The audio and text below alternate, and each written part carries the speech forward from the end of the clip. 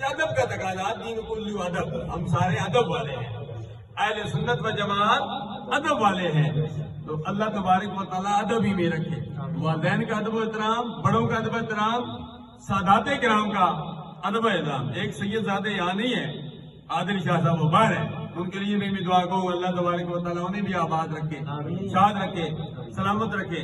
تو حاضرین و ناظرین، تقریر محکمہ اخلاق و محبت ڈاکٹر محمد شعبان حقانی عوام کے مین کاروان حقانیہ یہ تقریر کریں گے۔ میں چونکہ یہ 5ویں تقریب ہے، آج بلیوال میں بھی گیا ہوں، صبح اپنی مسجد میں بھی درس دیا، اور ابھی میں نے ایک شادی پر بھی جانے، وہاں بھی جا کے دعا کرانی ہے۔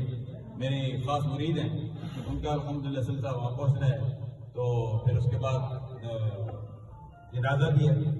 حاجی غلام فرید صاحب کمبول سے کے ساتھ نسبت ہے، سارے نسبتوں والے ہیں۔ 9:30 بجے ان کی نماز جنازہ بھی ہے ڈوک فتح پر۔